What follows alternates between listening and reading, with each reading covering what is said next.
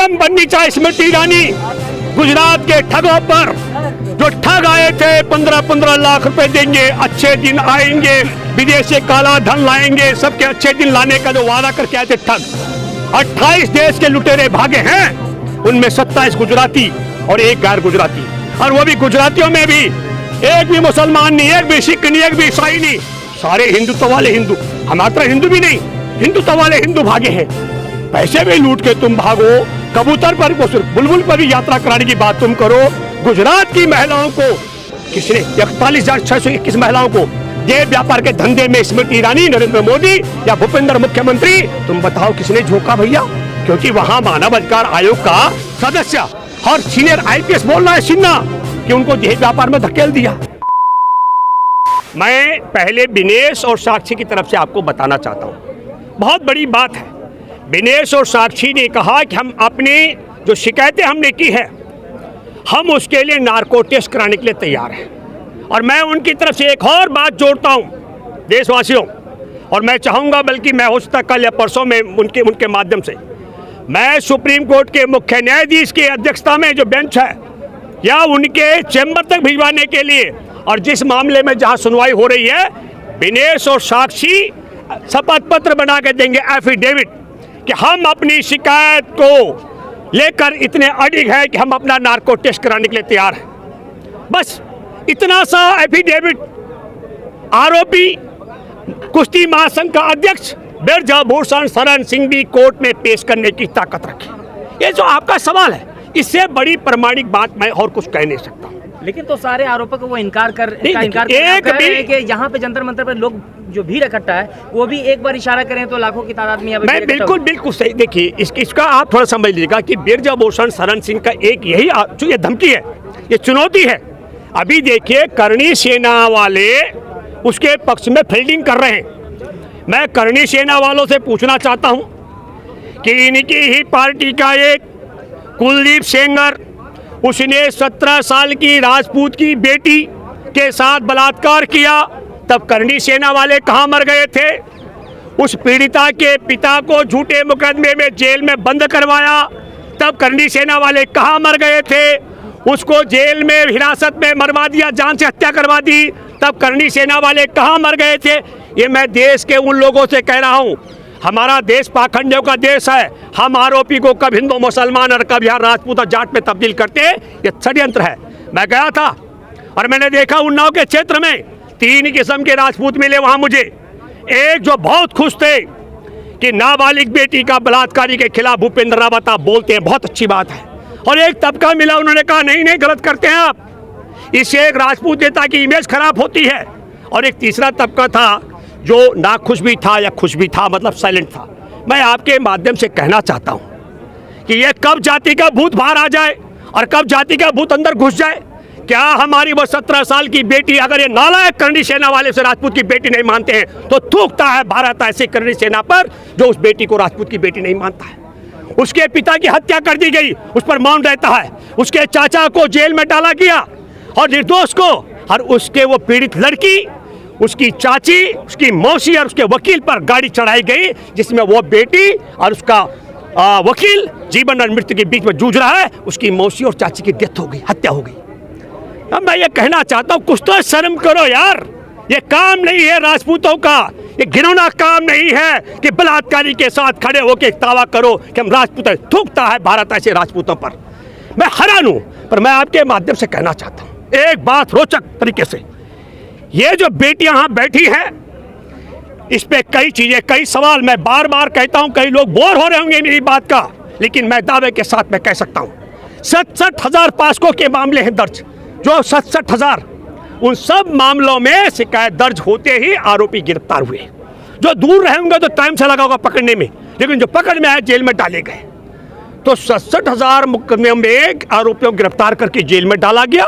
अगर ये गैर कानूनी था जेल में डालना, तो हमारे देश के चीफ जस्टिस मुख्य न्यायाधीश सुप्रीम कोर्ट के जो हैं, मैं उनसे अपील करता हूं, उन 67,000 मुकदमों को दर्ज करने वाले और आरोपियों को तत्काल जेल में डालने वाले पुलिसकर्मियों को सददंडित किया जाए। पर कानून अगर यही कहता है कि पास्को में गिरफ्तार किया जाना चाहिए, तो फिर पास्को के तहत मुकदमा दर्ज है। इन बेटियों का आरोप है, आरोपी बिरजा भूषण को गिरफ्तार न करने वाली पुलिस को जेल में क्यों नहीं डाला जा रहा? देखिए वो 67 एक मिनट, दो, जो लिखित शिकायत तत्काल एफआईआर में तब्दील होनी चाहिए। अगर वो गैर कानूनी था तो पहले क्यों उस लिखित शिकायत एफआईआर में तब्दील की गई है? उन सबको एफआईआर में तब्दील करने वालों को जेल में डालो।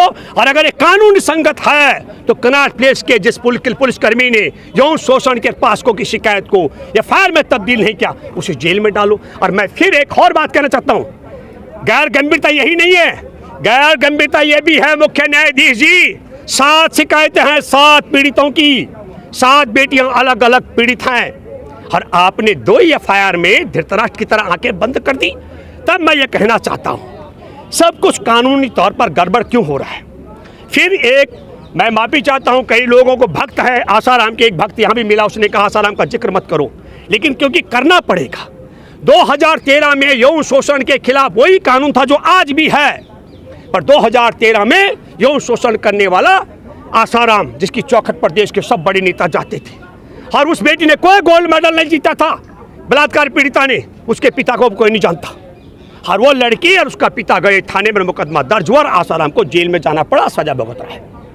और यहाँ भैया रुको, यहाँ ओलंपिक पदक विजेता बेटियां, अरे भारत के अंधभक्त नहीं जानते होंगे विनेश फोगाट को, साक्षी मलिक को, लेकर संसार जानता है, संसार जानता है बजरंग पूनिया को।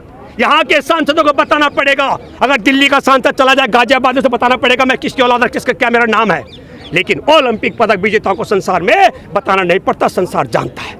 और वो बैठे यौन शोषण की शिकायत लेकर के। तब सवाल है कि ओलंपिक पदक विजेताओं को पहले शिकायत करनी पड़े दर्ज, फिर काबिल वकील कपिल सिब्बल जैसा वरिष्ठ वकील लेना, उसकी मदद लेनी पड़े, और सुप्रीम कोर्ट के मुख्य न्यायाधीश का दरवाजा खटखटाना पड़े, और धरना देना पड़े, मुकदमा दर्ज हो जाए, और आरोपी गिरफ्तार ना हो। ये तब मैं कहना चाहता हूं क्योंकि सत्ता पे 2013 में जो बैठे थे मनमोहन सिंह और कांग्रेस की सरकार, वह हमारे देश को संविधान के तरीके से चला रही थी, और आज नरेंद्र मोदी इसको संविधान को किनारे रख करके संघ के विधान से चला रहे हैं। इसलिए यौन शोषण करने वाला छुट्टा सांड की तरह घूम रहा है, और यौन की शोषण की शिकायत करने वाली बेटियां या सजा भुगतने के लिए विवश है। हमारे देश के माननीय प्रधानमंत्री जो बेटियों के सम्मान की बात करते हैं, और अब लोग जो इंतज़ार कर रहे हैं कि वो चिप्पी कब खोलेंगे, और अभी जो है इससे पहले भी उन्होंने द कश्मीर फाइल को प्रमोट किया था, अभी द कल्ला स्टोरी को प्रमोट कर रहे हैं, और साथ ही स्मृति ईरानी है वो देखने जा रही हैं ऐसी मूवी को, इस पर आपका क्या कहना है? देखिए, मैं आपको बताना चाहता हूँ, मेरे लिए बहुत दुख और अफसोस की बात है, मुझे बार बार कहना पड़ता है, ये ठगों का गिरोह है। गुजरात की 2016 से 20 तक राष्ट्रीय अपराध ब्यूरो की रिपोर्ट है, 41,621 महिलाएं गायब हुई। वहां के सीनियर आईपीएस अधिकारी ने कहा कि वो उनको देह व्यापार के धंधे में झोंक दिया गया है। और केरल की 3 महिलाओं की गुमशुदगी की रिपोर्ट है। हमारे देश में डीआरडीओ के चीफ प्रदीप कलुलकर, जो 2022 में 26 फरवरी को 2021 में 26 फरवरी को वो सावरकर की याद में आयोजित कार्यक्रम का मुख्य वक्ता था, उस आदमी को आईएसआई का एजेंट के रूप में गिरफ्तार कर गया अभी डीआरडीओ। हमारे देश के सबसे बड़े रक्षा अनुसंधान का निदेशक सावरकर का भक्त आईएसआई का एजेंट है। तो हो सकता है कि उस आईएसआई के एजेंट के ही माध्यम से केरल की 3 लड़कियों को या 3 परिवारों को पटाया गया हो। मैं एक बात कहना चाहता हूँ, मिस्टर नरेंद्र मोदी और स्मृति ईरानी, केरल से राहुल गांधी चुनाव लड़ा इसलिए केरल को बदनाम करने की बात कर रहे हो, ये पूरे केरल को बदनाम कर रहे हैं 3 एफआईआर पे। और मैं आपके माध्यम से कहना चाहता हूँ, केरल में मैंने यात्रा की है भारत की, केरल के लोग पूछेंगे, अब किनको पता लग गया दक्षिण के द्वार बंद हो गए, वहाँ कुछ मिलने वाला नहीं है, बदनाम कर दो। भारत बहुत बड़ा देश है, आप में से कई दर्शक वहाँ नहीं कहेंगे मैंने भारत यात्रा की। आखिरी यात्रा भी संविधान सम्मान यात्रा की हमने 2018 में, हम जानते थे देश का संविधान खतरे में, इसलिए यात्रा की 65 दिन की देश भर की। मैं आपको बताना चाहता हूँ, मैं नरेंद्र मोदी स्मृति ईरानी को चैलेंज करता हूँ, मैं 41,621 महिलाओं की गुमशुदगी की एफआईआर की कॉपी गुजरात के पुलिस थानों से इकट्ठी करके दे सकता हूँ। और तुम अपने बाप के हो तो तुम 32,000 की जगह 3200 और 3200 की जगह 320 गुमशुदगी की एफआईआर केरल की दिखा दो, मैं तुम्हें मान जाऊंगा। ये सब आपको बताता हूँ, ये झूठ बोलने की मशीन है। कैसे झूठ? इनका ये बोलते हैं कि सावरकर बुलबुल पर भारत यात्रा करता था। मैंने चैलेंज किया है मैं स्मृति ईरानी आपसे चैलेंज करता हूं, मैं 10,000 रुपये इनाम दूंगा इंडिया गेट पर। तुम पुरानी संसद जो मौजूदा संसद भवन से और नए बन रहे संसद भवन में किसी को बिठा दो, संगी को बुलबुल के ऊपर, मैं 10,000 रुपये इनाम दूंगा। मैं तुम्हें 10,000 रुपये इनाम दूंगा। तुम 320 गुमशुदगी की एफआईआर दिखा दो, केरल की हिंदू महिलाओं की जो गुम हो गई हो, और मैं गुजरात की 41,621 महिलाओं की गुमशुदगी की रिपोर्ट तो 2020 तक दिखाऊंगा।